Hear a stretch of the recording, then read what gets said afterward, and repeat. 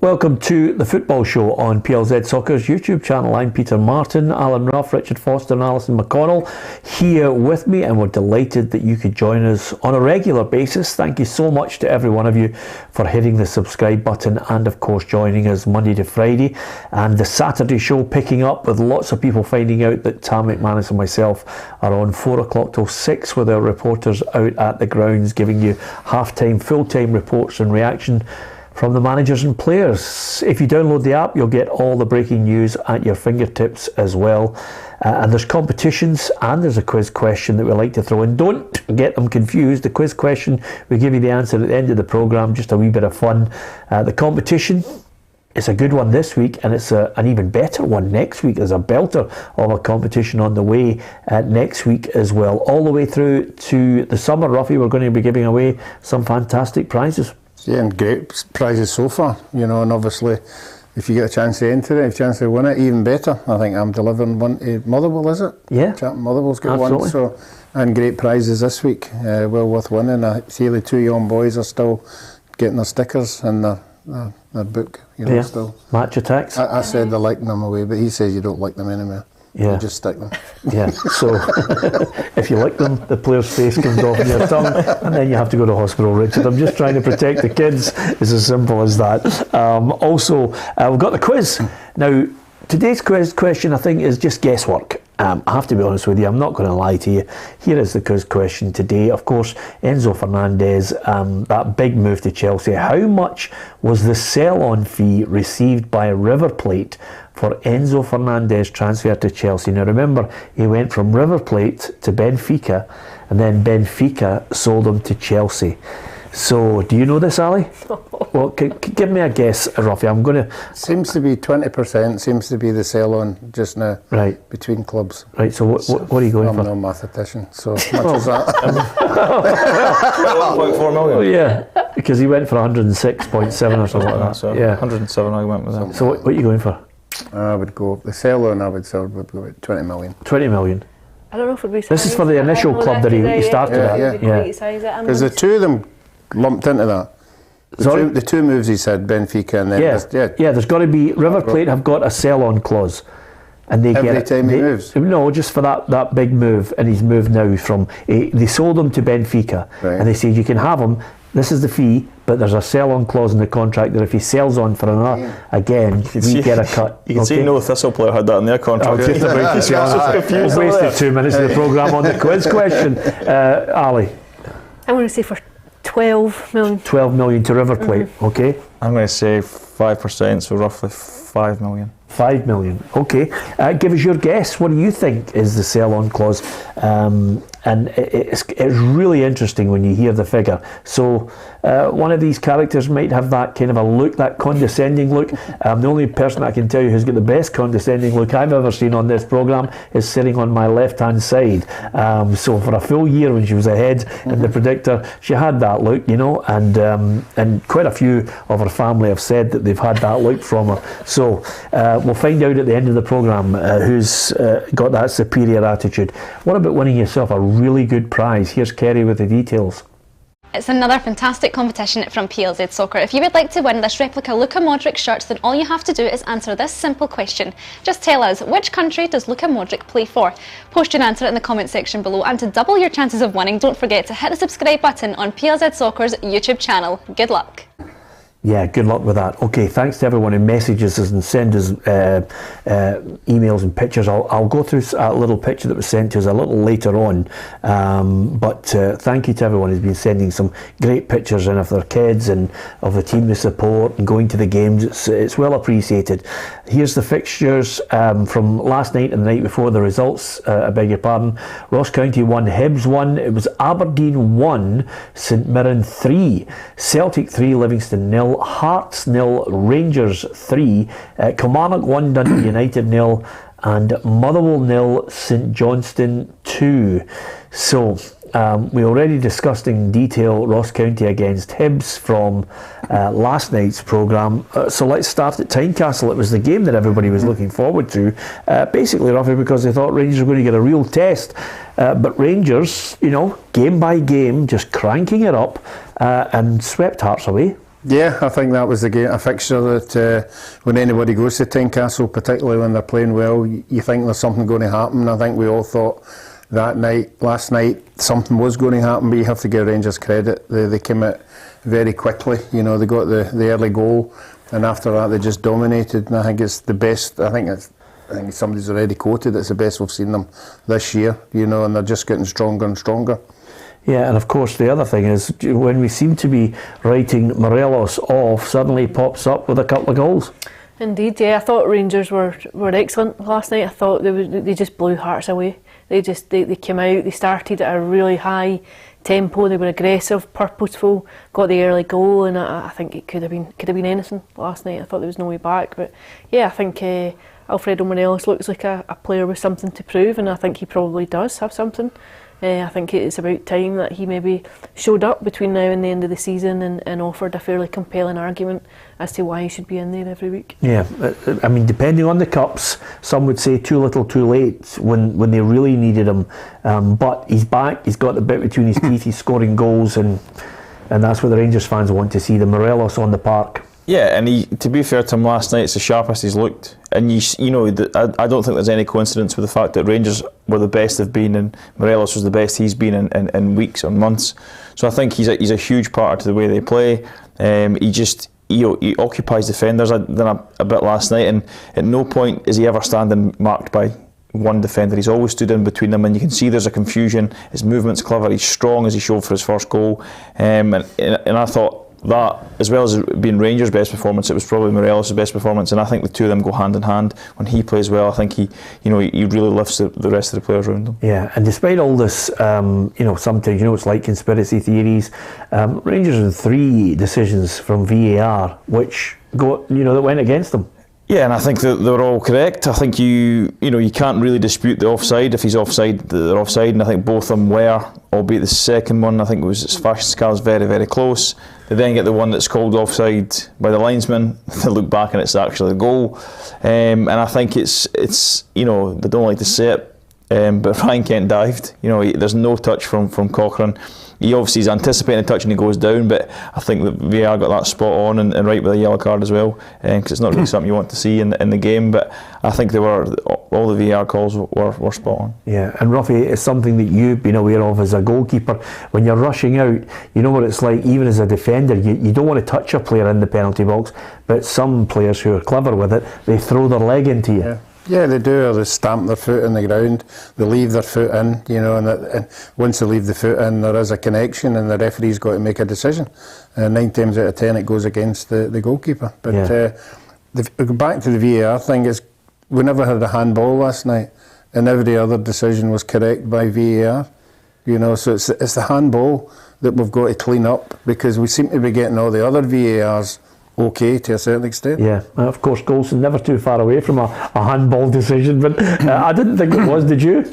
No, I mean, it does, I don't think you can be clear whether it definitely hits his hand. It maybe brushes past it. It's not, I mean, you can't, the ridiculous thing is, probably weeks ago, it would have been, there'd been more of a chance of that being given. I don't think it can be given as a handball, but there's always that part of you, because his arm comes up a little bit, you're waiting for it to be called, or you're waiting for it to be looked at, but thankfully it wasn't, and hopefully moving forward in any of these games, those kind of handballs will not be given as penalty kicks, because there's literally nothing he can do there. There's a lot of spin on the ball, it hits his thigh first, and then it might graze his arm, so no penalty for me, and hopefully this is the start of him, kind of getting more right than wrong, certainly. Listen to Ruffy think he's been wrong, Dally, over his years. The goalkeeper 9 times out of 10, he usually loses the decision. No, if a goalkeeper comes flying out and there's contact, then it's a penalty. What about the goalkeepers used to come flying out with the leg up and there just to protect themselves and knock the centre forward out? No, you wouldn't get away with that. Must admit, I'm not usually an advocate for goalies, but I felt sorry for David Marshall. He got speared into his own net in the Ross County game. I can't believe that wasn't given as a foul. I agree with you. I thought it was a foul as well. In the end, apart from anything else, you've got to hand it to Rangers, because it was Rangers who really came out of the traps flying. Hearts never laid a glove on them, and this is a team that's, you know, I wouldn't say they've been playing really well, Ali, because, you know, some people think, okay, you've got the points in the bag, Hearts are flying, but, you know, I've watched them against Aberdeen. They won 5-0, never got out of second gear.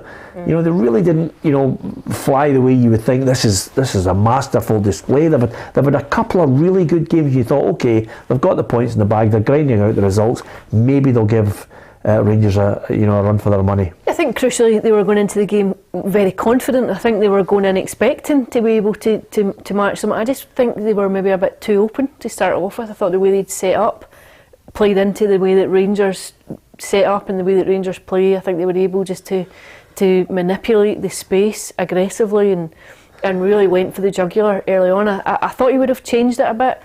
When I saw the way the game was playing out, I thought you might have changed it just around the 20-minute mark, half an hour mark. I thought they were just a bit too open, and I thought Rangers just ran over the top of them. Yeah, and if you're looking for that gauge of where the gap is, clearly Robbie Neilson acknowledged that that's what they've got to try and do, bridge that gap between themselves and the likes of Rangers and Celtic.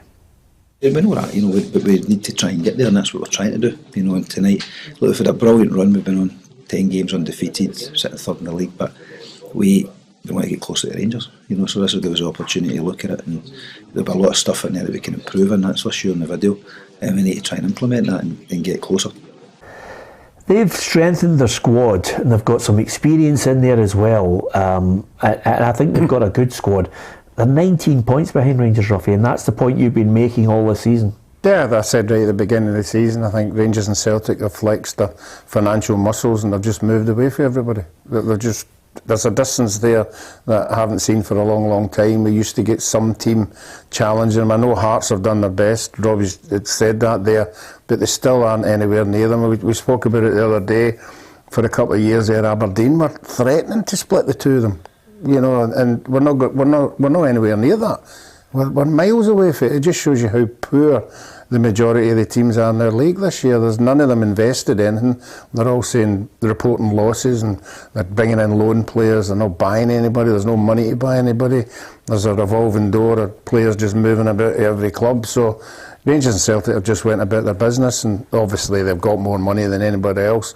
So the distance now is just massive. Yeah, just one little thing on Morelos. I mean, I know there was a fair bit of consternation. You know, obviously supporters always get miffed by it, and sometimes I think there are certain players in Scottish football over the years who are targeted if they celebrate too much or they celebrate in front of the fans. Is that not part and parcel of the game? Providing you don't really get to a situation where you're guilty of sparking a riot. Yeah, of course it is. You know, as someone myself who got a fair amount of pelters from the crowd, and you know, that'll be nothing compared to what Morelos was getting at Tynecastle. Yeah. So he scores 2 goals. He's got every right to celebrate. He doesn't run right to the fans. He goes toward them and obviously stops short of the edge of the pitch.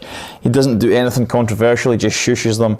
And you know, scoring goals is the best part of football. Everyone loves to score a goal. We love it when your team score goals. Why shouldn't you celebrate it? For me, he didn't even get close to going too far. And like I say, with all the stick he's probably been getting in that game alone, and the rest of the season, he's got every right to go and celebrate. Yeah, I like a good noise up, Ali. You know, it's rough, I'll tell you. I mean, players who, I don't like the Adebayor, I've scored at that end and I'll run 90 yards up the other end. But you know, you want a bit of theatre, surely. Yeah, I think everyone enjoys it. I think even I think some of the outrage is manufactured at times from opposition supporters. There's a pantomime element to it all. I think it's... Yeah, we're upset by it. It's part of football. It's just every team does it, and every team has had moments where they've had a player who's done it. I think you know, Scott Brown made a career out being the pantomime villain at Celtic for the best part of a decade. Absolutely. What do you think of... Who was the player that was at Hibs Hearts game? Was it Craig Beattie? He took off his strip and ran across. Yeah, that was Hearts Celtic. And he realised where he was and started running right around the track because he was in a bad end to do it. Yeah, absolutely. It's always a dangerous thing to do at times if you get too close. But I like people celebrating. Scored a goal, I think, Richard. You're 100% correct. As far as Rangers are concerned, just an update on things. Raskin, I think the work permit is still waiting on it. Hadji's back training.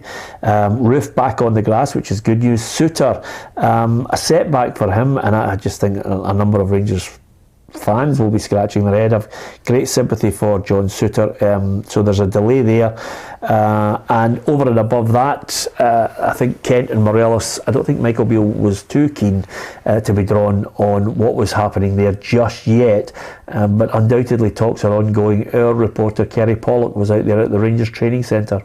Here at the Rangers camp this afternoon, Michael Beale has been looking ahead to his side's game against Ross County this Saturday at Ibrox, and after a win away to Hearts last night, he says the team aren't quite where he would like them to be, but they're certainly moving in the right direction. As for the fans, they would have been hoping to see both Antonio Cholak and Alfredo Morelos up top last night, but the manager says the striker position isn't one that you usually rotate.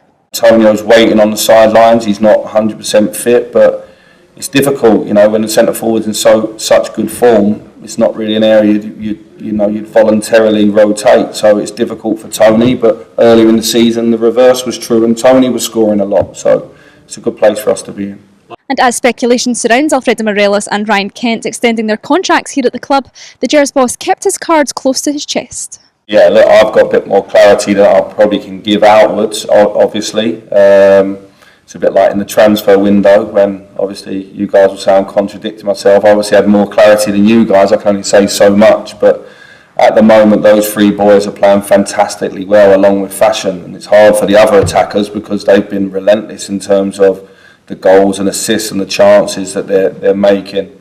I like all three of them a lot. I think they know that. Things are really calm at the moment, but what I would say is if the three of them weren't there, I think we're able to play without them at the moment because we've got Todd and we've got Nico and we'll have Tom Lawrence, we'll have Kamaru, we've got Antonio Cholak. We seem in quite a good place at the moment. Well, Richard, Michael Beale's talking about the options he's got and lots of them in that squad, and as Ruffy mentioned there, we're now in a situation, we're about to talk about Celtic defeating Livingston by 3-0. The general view is that Rangers won't catch Celtic with their 9-point advantage, but the rest of them look as if there's going to be a huge chasm in the next couple of years because the financial constraints of coming out of COVID are there for all to see, but the power of a Celtic and Rangers going into group stages of European football and winning constantly cups and leagues just sets them so far apart from everybody that Tam McManus, mentioned. He says, I can't see anybody winning it for the next 100 years. You're looking for the only way you destabilise it is if they two leave, or you get a situation where some millionaire comes in and decides that one of the other clubs out with Rangers or Celtic is going to have a right go at it. But that has happened. If you look at Cormac at Aberdeen, they've spent big money. Even at clubs like Ross County, they've got a bigger budget than the size of the club, if you will. Hibs have spent money. Hearts, I don't know, in terms of budget, probably third or fourth in the league. I would suggest now that the Aberdeen budget they've got now is bigger than the budget they had 10 years ago when I don't know, there's inflation and cost of living and all this kind of stuff, but the budget that I'd have been on at Aberdeen would have been less than it is now, and I felt that we were probably closer. But the problem you've got is with Rangers and Celtic, they're so consistent at the moment. You always have to hope that they're going to play poorly. But if you look at the depth of the squad, especially Celtic have got and now Rangers are accumulating, they're never really going to have that drop-off in performance, because if that 5 guys are not playing well, they'll just put 5 more on. I think there was all the talk about when it was 5 substitutions, it's only going to favour the top teams. Of course it is. They can change half their outfield team, and if they're not performing, they've got 5 guys, especially in Celtic's case, who will come in and make the team no weaker. And I think that's the aspect of a season that other clubs can't compete with. Yes, on their day, teams will take points off the Old Firm. I know it doesn't look, it hasn't happened in a while, but they will do it.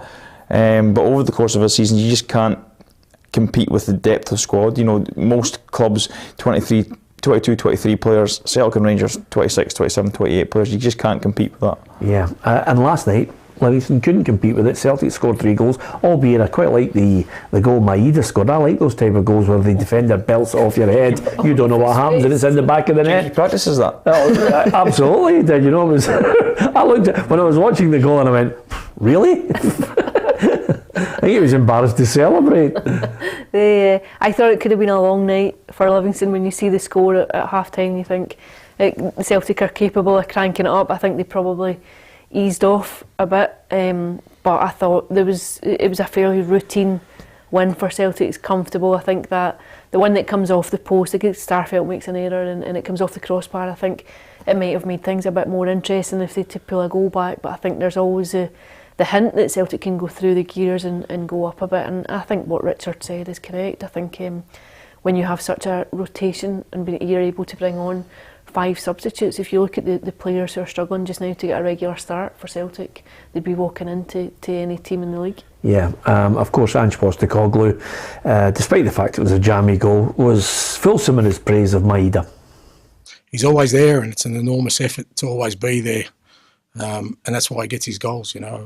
Obviously I've known him for a little while now, and he always gets goals that sometimes people say for want of another word, fortuitous, but on the back of him just working his backside off every time we have the ball, and he gets the rewards for it.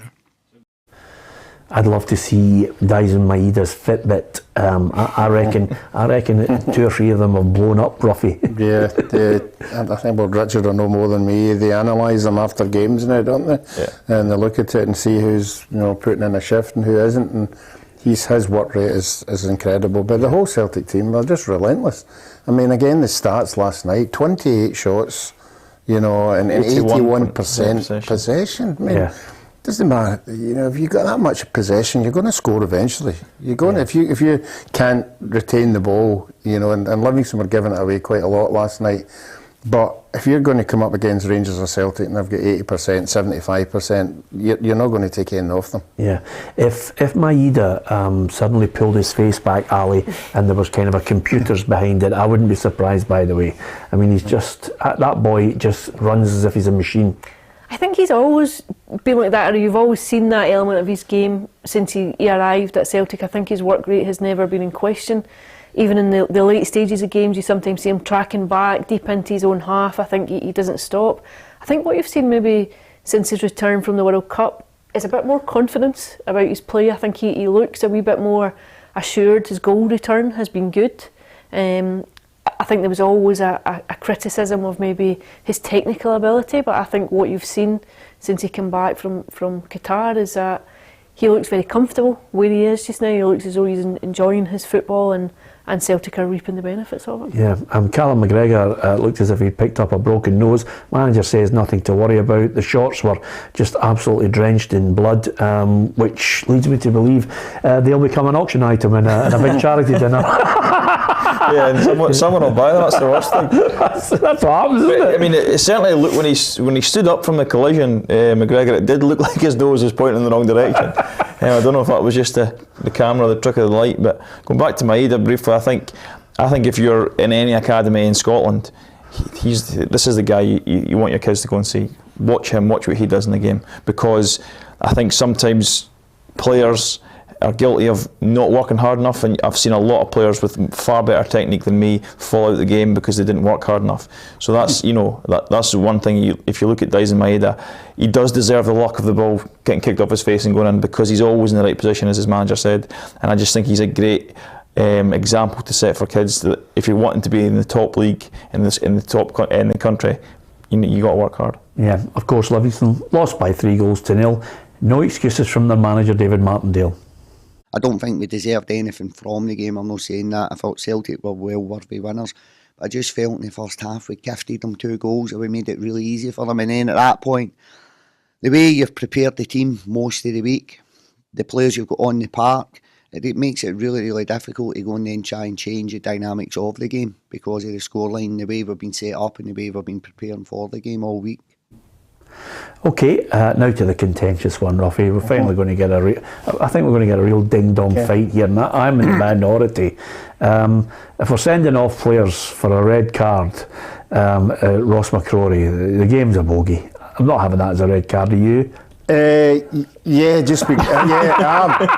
am, but initially, in the first viewing of it, I had to have a look at it 2 or 3 times, which we know the referee doesn't get that chance. Obviously he was obstructed.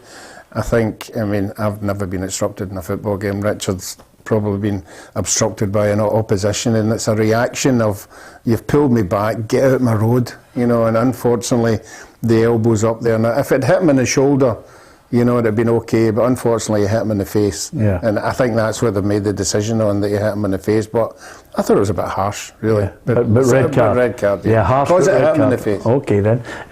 Ali? I think it is a red card. Yeah. I think he is obstructed, but I think he arches his elbow. The movement, he clearly brings his right elbow up. I think it is a red card. Okay, let's go to Richard on the basis that, you know, you've been playing football, you know what it's like when you're rushing forward, you've nicked the ball past him, you're on your way, you know, there's a bit of a scuffle, and then, Richard, you look round, the referee's gone to VR and he says to you, on that basis last night, boom, red card. What's your thoughts? You know, if I'm McCrory and I'm running and my arm comes up, and you'll feel him. You feel that you've hit him in the face. Yeah. So instantly you're thinking, right, please, you know, I don't want that to look as bad as it felt, because you know you've hit him in the face with his elbow. You know, I think Dunn had a mark straight away, kind of puffed up a bit.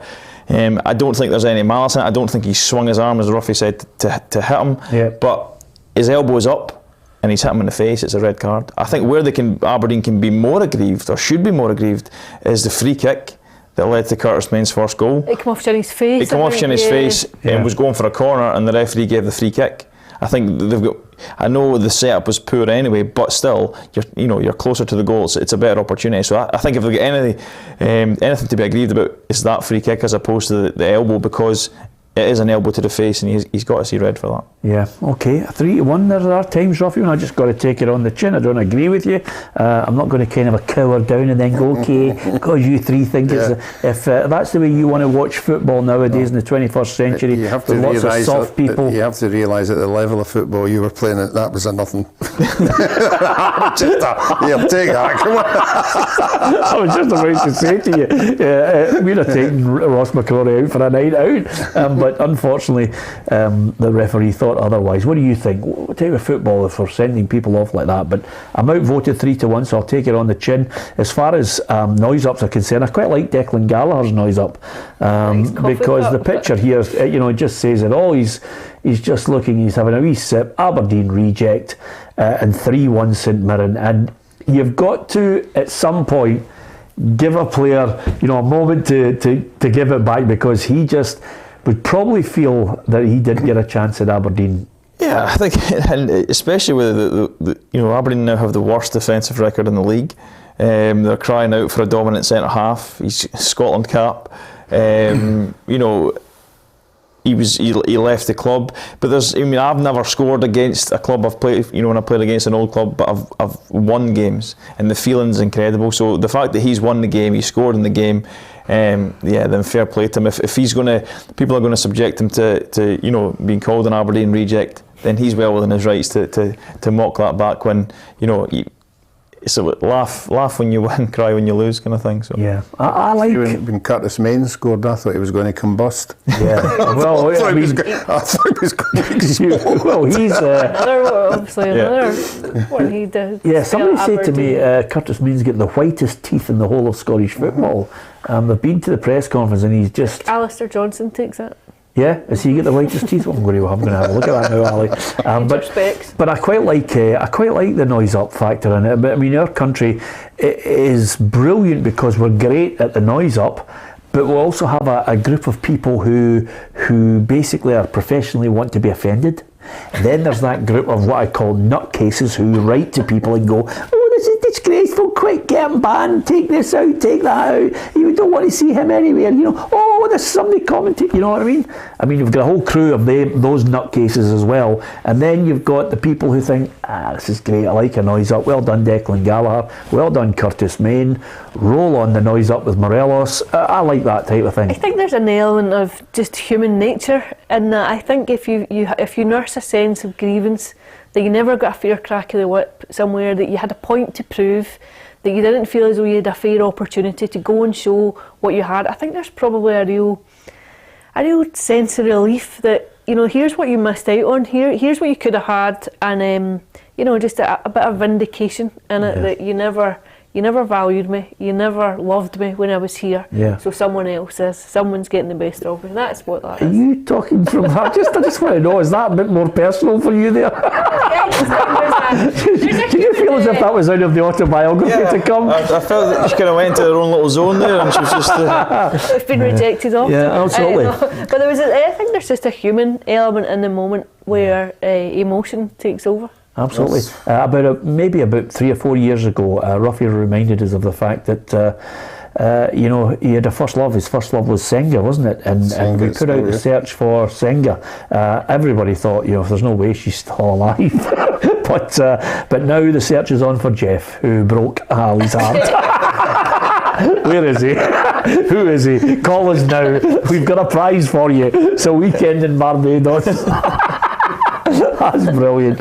Okay, I'll not extend your pain any longer, Ali. I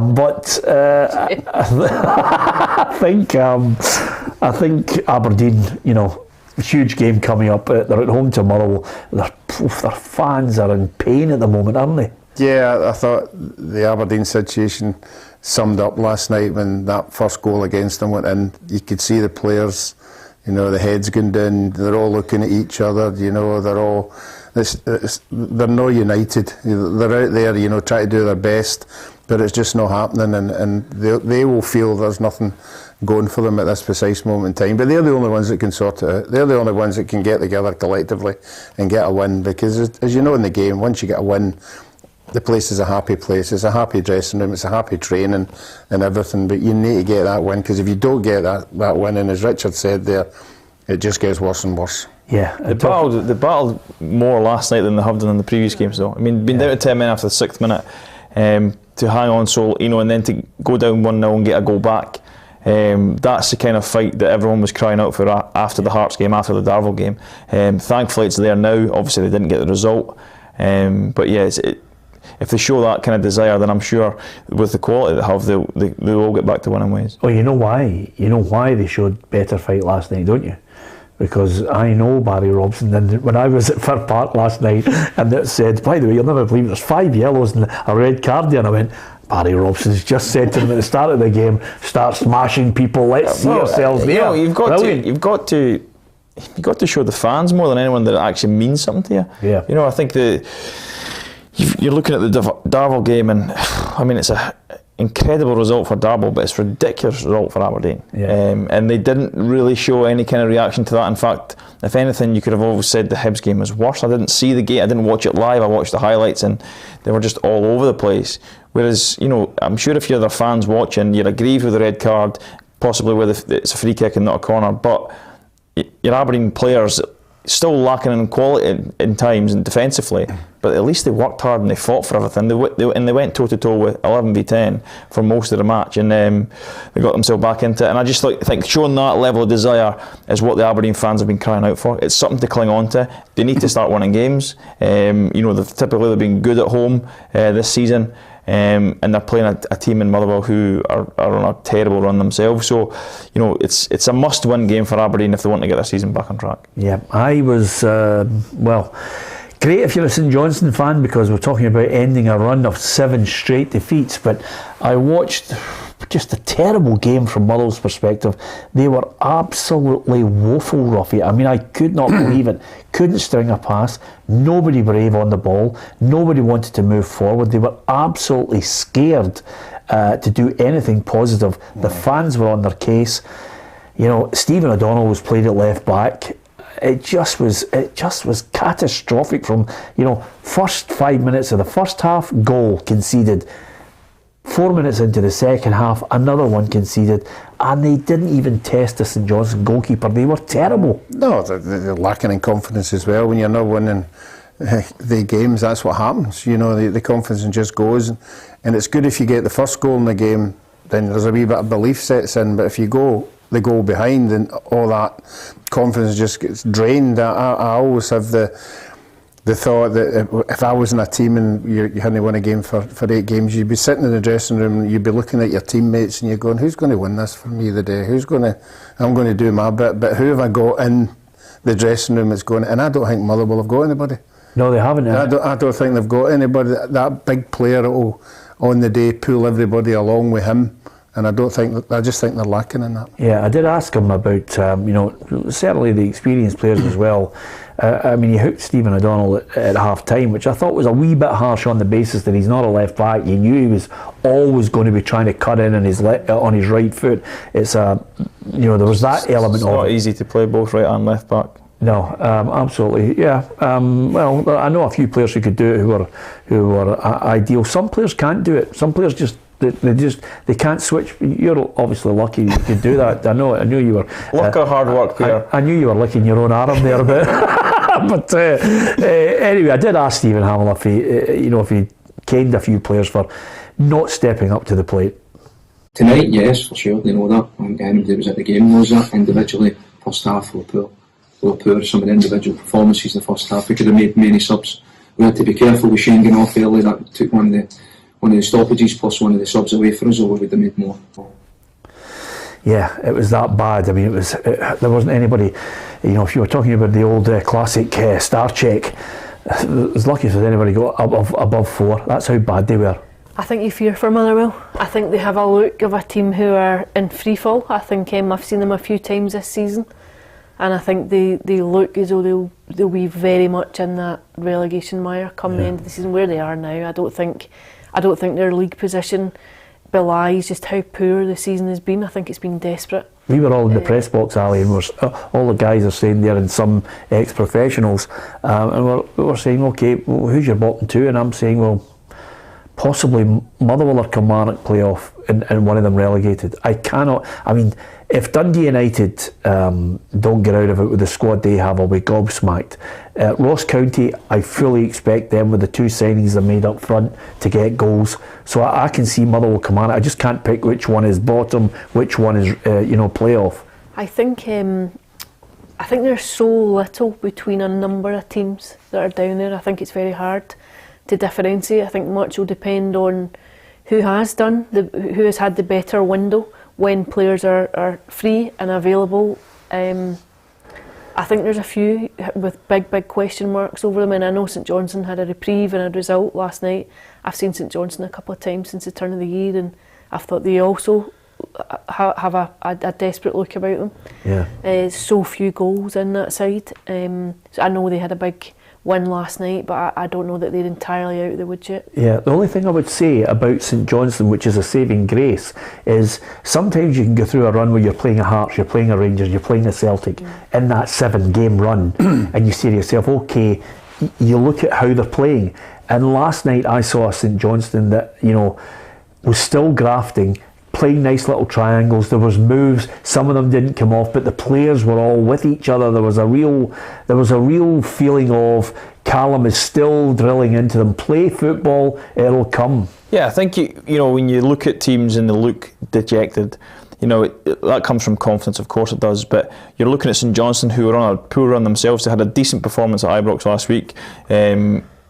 I thought, they were kind of well in the game. I mean, Rangers were only in second gear right enough, but, St Johnstone kind of done well down to 10 men after conceding the penalty as well. But there was enough in that performance that Callum could have used, and then you see it there that even on that bad run, he's managed to get the players look like they're confident. Go out and start the game confidently, and I mean, the message from, I would imagine, Stephen Hamill and Callum would have been, get the first goal and they'll crumble both ways, because both teams are in such a poor run. But St Johnstone came out and looked good in the early part of the game, took control of the game, dominated the first half, rightly ahead, and like you say, as soon as Motherwell conceded the goal, they never capitulated obviously, but they were nowhere near at it. And it's like I said before, this is probably, well, Stephen Hamill said this is the worst they've played since he's come in.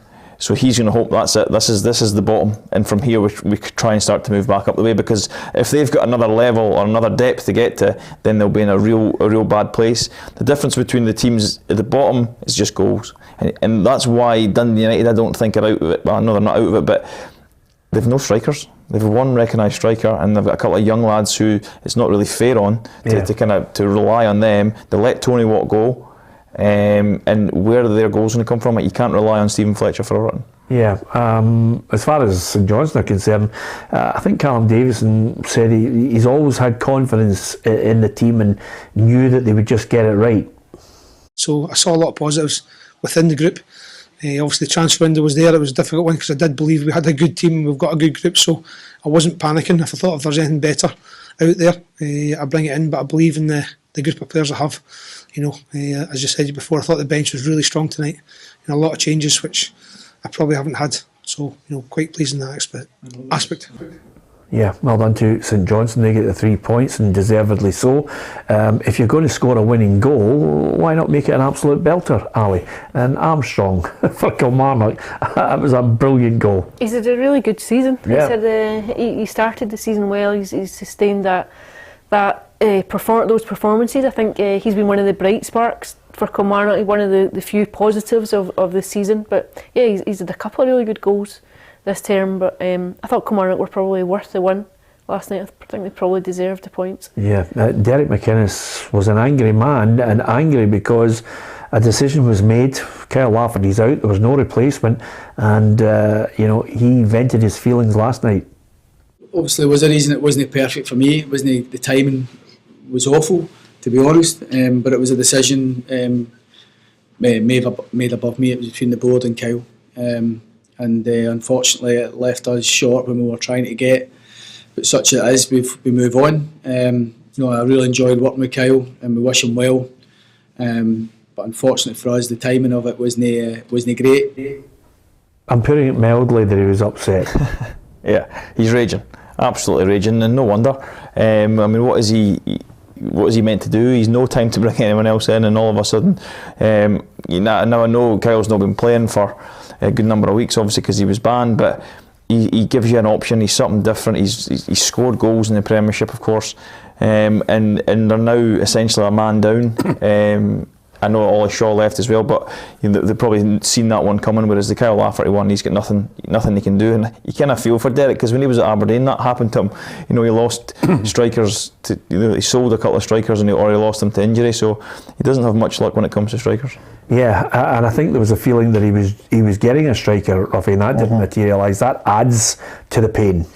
Yeah, you can see he's obviously upset. It seems a bit a strange one, and the only people who can answer are the board, the decision, what happened between them and the player, because obviously Derek had nothing to do with it, and it's a strange one, because generally you would think the manager would have the last shout and something like that, but it looks as if he wasn't even asked. If a player wants to leave and he's willing to give up his contract, I don't think there's anything the board or the manager can do. Yeah, just get someone else in. That's the other aspect of it. Especially the timing, right at the close of the window. At least if it's the weekend before, even if you've got 48, 72 hours, you've got something.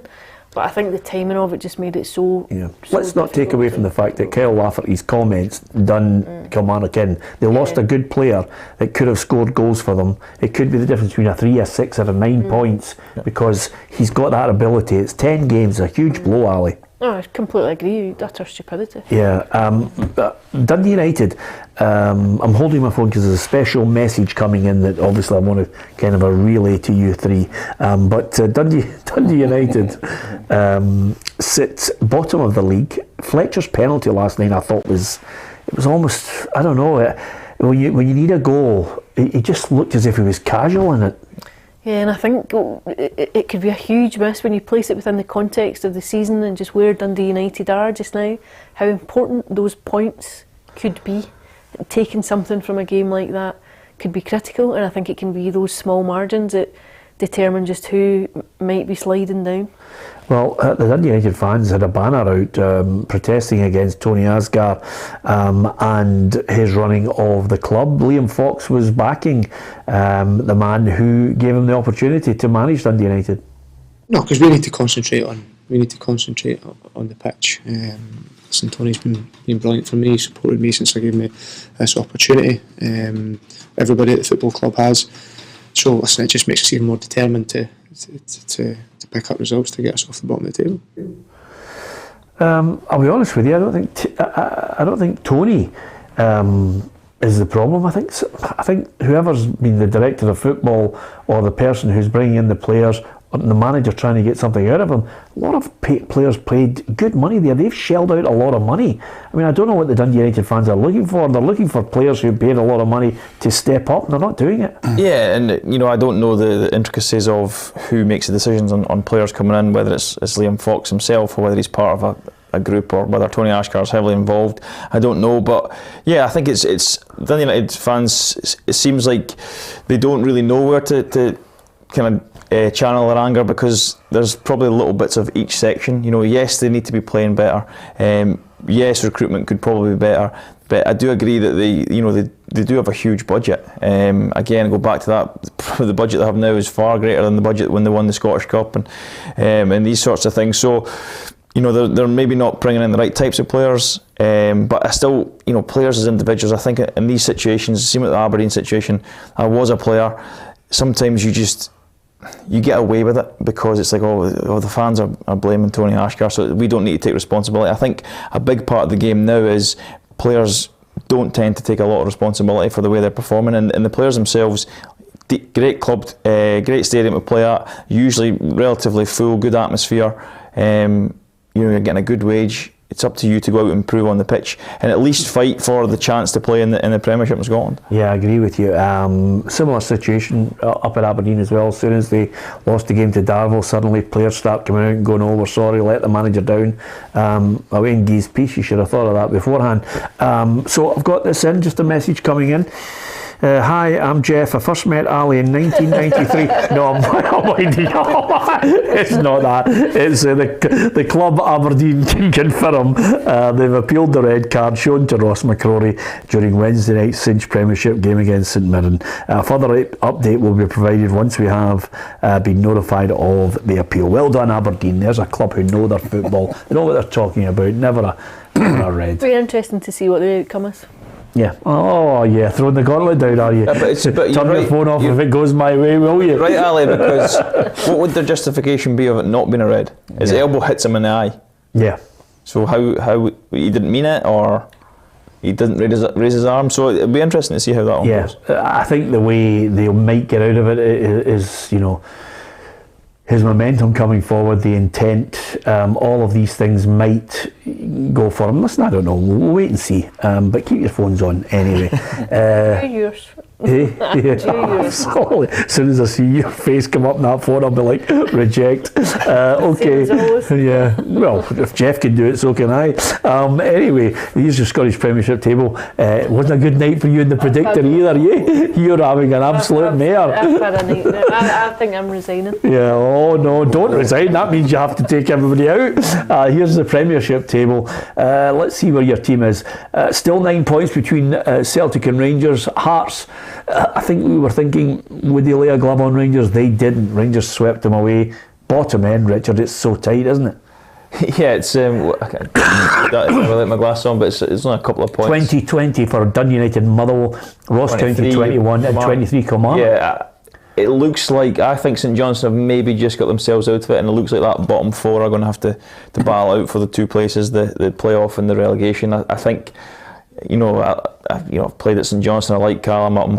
I'm probably more hopeful that they're out of it than they definitely are, but I'm thinking it's going to be between those bottom four. On the evidence, the way they were playing and the way they've been playing and the players that they've got, I don't see St Johnstone, and I tipped them at the start of the season, Roffy, to go down, but I don't see them being involved at that bottom end. The back four last night really Yeah. worked hard. No, not that they had to work too hard. No, we spoke about it the other day. I mean, any of the teams, you get 2 wins, can take you out of the pressure. 6 points and you're halfway up. Yeah. I worry about Aberdeen. I think Aberdeen could fall in. I think they will fall into that bottom 6, and then they'll really have to fight for their lives, because everybody else will be scrapping for points down there. And the bottom 6. But at the end, I mean, when we come to the split, to try and get into the top 6. Yeah, I don't think they'll get in the top 6. No. Wow. I mean, it's an interesting call, because with a manager still to come in, who's, he'll be hoping for some kind of kick. Well, yeah, of course, but it's how long do you wait, or are you going to give Barry Robson the gig until the end of the season? Because if you wait too long, Ruffy's right, they could still, because although they were better and they had more fight, they still lost at home. Yeah, Barry Robson. You can't give Barry Robson the job now and say try and save our season, can you? You've gone from Stephen Glass completely and utterly out of his depth, and then you've moved on. Jim Goodwin looked as if he was going to be good. I couldn't work out why he never sorted that defence out. Financially, it's maybe a financial decision. Can they afford to bring in another manager? or then they're maybe looking for someone who obviously is a free agent at the moment, but he's going to have to work with these players, and Barry Robson knows them. You know, he's kind of been around the club for a while now, so he knows the players. It certainly looked like he got a reaction from them, but I just think I think Raphael will be right. If Aberdeen do not win on Saturday, I think Raphael will be right, and they will just continue to drop. Yeah, okay. Oh, you two are thick as thieves. I don't think it'll be too long before I'm replaced as the tennis partner and you and Richard start hanging about together. Well, on evidence the other night, that might be a good move. Yeah, absolutely. Your first set was minced, by the way. You were absolutely dreadful. Anyway, what about the predictor scores? Richard, we need to get you involved in this next season because we're going to be eliminating Hugh from it because he just doesn't care. But he's on 155, Tam Cowan's on 170. Oh, look who's next to Tam in the bottom end of the playoffs. It's Alison McConnell on 173, Tam McManus on 197, and Ruffy, I don't know if you can see it, but Peter Martin is a point behind you. 206 plays 207. Yeah, I'm just thought about that. So the penalty for Dundee United just done me in. Me too. Yeah, I shocking. had a draw there as well. Yeah. And I had Celtic 2-0 and I had Celtic 3-0 at the weekend. It's like my score's just wrong. Yeah, it's just slim happening. margins. She's not happy. You see the side there when the chart there's pressure set. Absolutely. Is there a forfeit for finishing last? The loser takes everyone else out for an all-expenses meal with any wine you want on the table. The bar was set high last And year as well. really stepped up to the plate. What was the name of that restaurant we went to? The Vita or something like that. The Italian over La Vita? was it? Bella Vita. Bella Vita, that was it. Bella Vita. Really nice. And of course he did, and to be fair to Tam, he took the staff out as well. And then did he pay for it or did he get it a freebie? No. That is the key question. I mean, for me, I know Tam, and I thought, is he really this special a person? There's got to be a deal done. But nevertheless, it was still a hefty bill, Ruffy. Yeah, we thought there was going to be a sting at the early because there was a set menu on the table, but that got binned. Well, can I just say something to you, Ali? We all come in, there was a set menu, and Tam thought, easy street, they'll all be on the $12.99 meal, you'll take what you get. Ruffy comes in and says, could I have the a la carte, please? And by the way, give me a wine list. And I thought, I'd like it noted that I had the set menu. Did you? Yes. You kept it for future use. She's unbelievable. I had the house wine. Anyway, a couple of things I want to get your thoughts on, lads, and give everyone a chance to look at the competition as well. Ruffy, this is a worry. You and I went out there to see this Jim Baxter shirt. Yes. And suddenly there's a dispute. Two Falkirk businessmen claim the strip worn by Jim Baxter in the win over England is not the one that McTears are selling. Now, we're talking 40 to 60,000. The only thing that I think may well go in the favour of the one that's at McTears, and who am I to be a judge? I'm just offering an option on this. Two guys have told the Daily Record that they bought the real strip at 17,500 in an auction in 1991. Now, the other one, there's a bit of providence on the basis that it's gone from a player, Alan Ball, who played in the game on the day, and then somewhere along the line found its way up to Scotland. That is if indeed this whole thing, is checked rigorously. It's a hard one, isn't it? It's a difficult one, and it makes it awkward for everybody, because there's a bit of doubt there, and when the auction goes ahead, the person who's going to bid maybe 40, 50,000 would need some hard evidence that is the jersey. He's not going to just throw that money away if it's not. I tend to be like you. I tend to go with McTears. Yeah. Because the jersey was handed up on the day, having had a few jerseys myself and given them away to charities and that. I can see why Jim would give jerseys to particular functions. So. Yeah.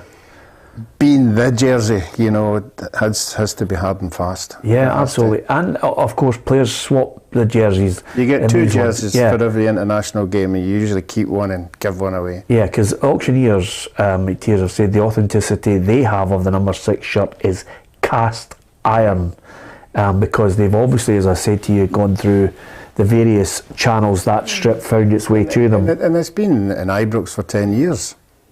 Yeah. You know, the shirt has been in the trophy Yeah, room, but I think I'm more talking about the fact of the player who had it and the swapping of the jerseys and all these things, you know. I just hope, Ruffy, if I have to get a new frame for the Kubias shirt when you eventually hand it over to me, if I find it's Frank Kubias, the painter and decorator from Denison, I'll be raging. I gave you my jersey. I gave you my jersey for the Brazil game. Yeah, you've got that. That's fantastic. I mean, honestly, he's got a heart of gold.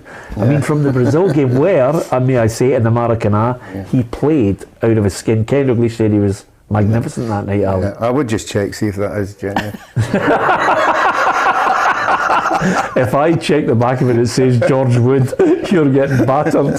I'd like the jersey from that night that you were on the bench. Didn't think you were going on. You did a few scoops the night before. Yeah. You'll need to narrow it down. Can you be a bit more precise, by the way? So it's one of those ones. I'm glad I'm not having to sort it out. But you're right, Ruffy. Some players do, and they're to be commended. Hand out some shirts for charity, and it's great when they come up. Although I do have to say to you, if you are watching your content on a regular basis, there's a number of players that I've interviewed, because it's 40 years since Aberdeen won the Cup Winners' Cup, and they won the Super Cup in that year as well. And I had a one-to-one with John McMaster. I've got a one-to-one with a number of the Aberdeen players, but John McMaster came in, Ruffy, with all his medals. Fantastic collection. You would not believe the medals. He was a great player, John, and the Aberdeen fans love him. But then he opened up the suitcase, Ali, and the strips were to die for. I mean, honestly, the Scottish Cup, the classic one that they played in Gothenburg, it was like this, rough. I mean, it was super thin. And then the Adidas tracksuits that they got in the 80s, which people pay fortunes for now. Yeah, they do. I mean, I've spoken about this before. I don't get it, really. I don't fully understand it. I think, you know, as a player collecting shirts and jerseys of players you've played against, yes, it means something to you. But if you're to then buy a tracksuit that a player wore, or a shirt that, you know, as you're talking about there, I don't understand it. But fair play to these guys and girls who go out and spend their money on these kind of things. And I suppose it's good if you can sell your memorabilia, but yes, it's not for me. Yeah, you're beginning to sound like my wife on a regular basis now, Richard, because I've told her they're worth millions, and she said they're only worth millions if you sell them, get rid of them. You know? She makes a very valid point. She does, actually, and I'm beginning to go right off you as well on that point. Anyway, what about the quiz?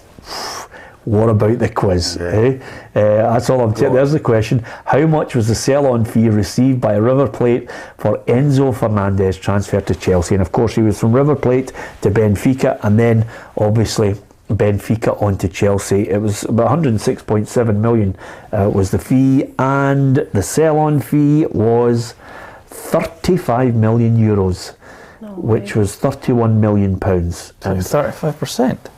That's what they got. That's what they got. That's some sell-on, isn't it? Roughly. Yeah, and the other thing about it as well is, you know, one of our journalists, Patrick, who researched it all for us, says, by the way, remember tomorrow, because of the exchange rate, that could change. So tomorrow, if your answer is 32 million when you're listening to the programme, then you could be right. But anyway, some sell-on fee, isn't it? 35%. Yeah. Well, slightly less. A few chief executives I know would blah. Oh, I wish I'd done that deal. Yeah, as Richard said, I wasn't privy to big contracts. You just put it in front of you and you just signed it. Yeah, there was no clauses, there was nothing. And the good thing about it, Ruffy, is you're not bitter about that. Anyway, here's the competition for you. It's another fantastic competition from PLZ Soccer. If you would like to win this replica Luka Modric shirt, then all you have to do is answer this simple question. Just tell us, which country does Luka Modric play for? Post your answer in the comment section below, and to double your chances of winning, don't forget to hit the subscribe button on PLZ Soccer's YouTube channel. Good luck. Yeah, and look out for that interview with John McMaster coming up in the one-to-one specials. There's lots of specials coming up that I think you will enjoy. Of course, as ever on a Monday, Ali does a column. I always like to get you to try and read that on our website, because the amount of people that give her pelters is unbelievable. Just for your opinion, Ali. I mean, it's absolutely... Yeah, she's actually moved house. Yeah. Yes, she has, on the back of it. Yeah, brilliant stuff. Alison, and of course she's in the witness protection scheme now in her new house. Fantastic, with the big gates and the security. Thanks to Ali, brilliant today, great chat, good banter. Thanks to Richard, as ever. Supposed to be on the Tuesday, but then decided to head up to the north where he used to come from, and see my son, and to see his son, and forgot all about it, Ruffy. What's that all about? Well, you want me to tell you what's even worse than that? That wasn't even the worst part. That's not the worst part. Tell him the next bit. I ordered a Domino's, 4 pizzas and sides, and ordered it to my house in Glasgow. So then I had to reorder the same order to the house in Elgin. And when the guy chapped the door, here's the classic. When the guy chapped the door, his wife said, "No, it's not for us. Send it away. Send it away. You keep it. You reheat it." Oh, magnificent. Anyway, thanks to Richard, brilliant. Ruffy and myself and Ali. Hope you enjoyed the show. Don't forget to hit the subscribe button. We'll see you tomorrow.